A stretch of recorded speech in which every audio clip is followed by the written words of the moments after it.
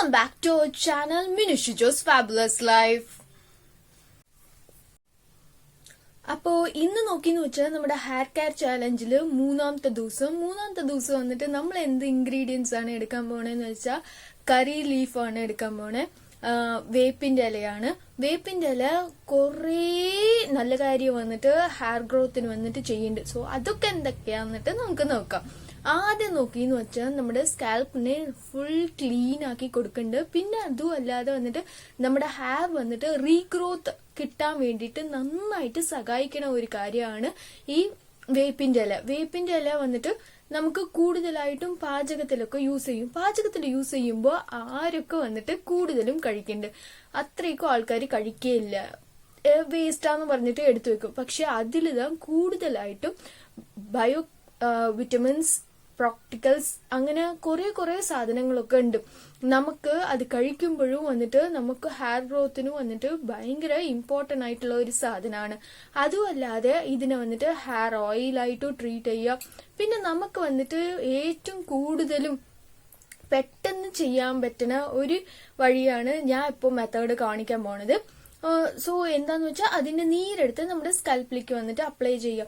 Apply ചെയ്യുമ്പോൾ എന്തൊക്കെ വന്നിട്ട് നമുക്ക് നോക്കണ്ടേന്നിട്ട് നമുക്ക് നോക്കിയിട്ട് വരാം.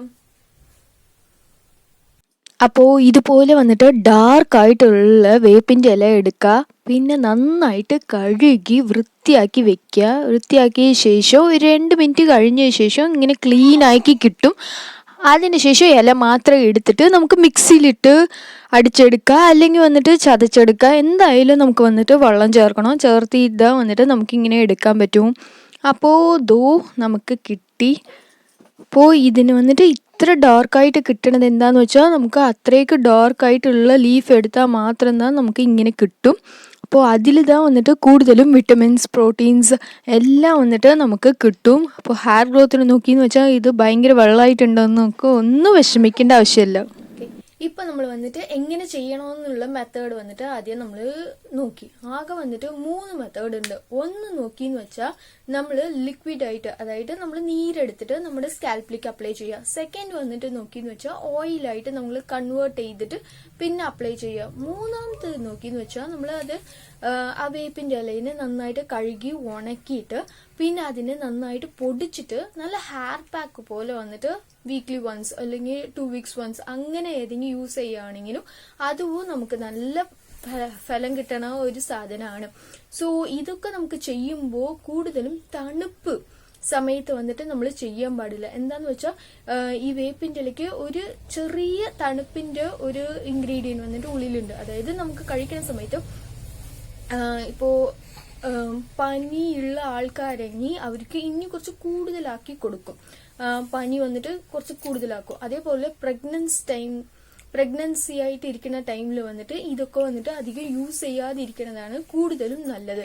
നമുക്ക് നോർമലായിട്ട് നമ്മൾ ഏത് അപ്ലൈ ചെയ്യുന്നുണ്ടോ അത് തന്നെ അപ്ലൈ ചെയ്യുക. പുതിയതായിട്ട് പ്രഗ്നൻസി ടൈമിൽ വന്നിട്ട് അപ്ലൈ ചെയ്യുമ്പോൾ അത് വന്നിട്ട് നമ്മുടെ ബോഡിക്കും നമ്മുടെ ഉള്ളിലുള്ള ബേബിക്കും വന്നിട്ട് സംടൈംസ് ഇപ്പോ പ്രഗ്നൻസി ആയിട്ടുള്ളവർക്ക് വന്നിട്ട് പനി വരാൻ പാടില്ല, പിന്നെ വേറെ ഏതെങ്കിലും ചുമ അങ്ങനത്തെ കുറച്ച് കൂടുതലായിട്ട് കെയർ ചെയ്യണമെന്നൊക്കെ പറയും. സോ അവരൊക്കെ വന്നിട്ട് അപ്പതാ കൂടുതലായിട്ടും ഹെയർ കെയർ അങ്ങനെയൊക്കെ ചെയ്യും. അപ്പൊ അങ്ങനെയൊക്കെ ചെയ്യണത് വന്നിട്ട് മാക്സിമം അവോയ്ഡ് ചെയ്യണത് നല്ലതാണ്. സോ പ്രഗ്നൻസിക്ക് വേണ്ടി മാത്രം വന്നിട്ട് ചെയ്യാന്ന് വെച്ചാൽ അതിന് തനിച്ചുണ്ട്. അപ്പൊ അത് വന്നിട്ട് നമ്മൾ ട്രൈ ചെയ്ത് നോക്കാം. അല്ലാതെ വന്നിട്ട് ഈ വേപ്പിന്റെ ഇല വന്നിട്ട് കൂടുതലായിട്ടും കഴിക്കണതോ ഇല്ല വന്നിട്ട് യൂസ് ചെയ്യണതോ വന്നിട്ട് അത്രയ്ക്കും അവോയ്ഡ് ചെയ്യുക. പിന്നെ ഉള്ളവർ നോക്കിയെന്ന് വെച്ചാൽ നമ്മള് കുറച്ചെങ്കിലും സമയം വേണം. അതായത് നമ്മൾ ആ വേപ്പിന്റെ ഇല കഴുകി എടുത്ത് വെച്ച് സോ വന്നിട്ട് നമുക്ക് അത്യാവശ്യം ഒരു 15 മിനിറ്റ് എങ്കിലും അത്യാവശ്യം നമുക്ക് ആവശ്യപ്പെടും. എന്താന്ന് വെച്ചാൽ നമ്മൾ ആദ്യം വന്നിട്ട് ഓയിൽ, നമ്മൾ ഏത് ഓയിൽ അപ്ലൈ ചെയ്യുന്നുണ്ടോ ആ ഓയിൽ തന്നെ അപ്ലൈ ചെയ്യുക. പിന്നെ വന്നിട്ട് ഈ നീരെടുത്തിട്ട് നമ്മുടെ സ്കാൽപ്പിലേക്ക് മാത്രം വന്നിട്ട് നന്നായിട്ട് തേച്ച് കൊടുക്കുക. ഹെയറിലേക്ക് വന്നിട്ട് നമ്മൾ തേക്കേണ്ട ആവശ്യം ഇല്ല ഇപ്പൊ നമ്മൾ ചെയ്ത മെത്തേഡ് വെച്ചിട്ട്. പിന്നെ നോക്കിയെന്ന് വെച്ചാൽ നന്നായിട്ട് മസാജ് ചെയ്ത് കൊടുക്കണം. എന്തോ ഇങ്ങനെയൊക്കെ വന്നിട്ട് ഫുള്ളായിട്ട് സ്കാൽപ്പില് നമ്മുടെ ഇവിടെ ഈ സ്ഥലം ഉണ്ടല്ലോ, ഈ സ്ഥലത്തിൽ വന്നിട്ട് നന്നായിട്ട് ചെയ്യണം. പിന്നെ വന്നിട്ട് നെയിൽസ് വന്നിട്ട് കുറച്ച് കുറവാക്കി ഇരിക്കുന്ന ആൾക്കാർ വന്നിട്ട് ഇങ്ങനെ ചെയ്യണത് നല്ലതാണ്. കൂടുതലായിട്ടുള്ള ആൾക്കാർ ഇങ്ങനെ ചെയ്യുമ്പോൾ വന്നിട്ട് സ്കാൽപ്പിൽ വന്നിട്ട് മൊത്തം തോലും ഉരിഞ്ഞു വരുമ്പോൾ ഓട്ടോമാറ്റിക്കായിട്ട് നമുക്ക് എന്താ പറയുക, ഇനി കൂടുതലായിട്ട്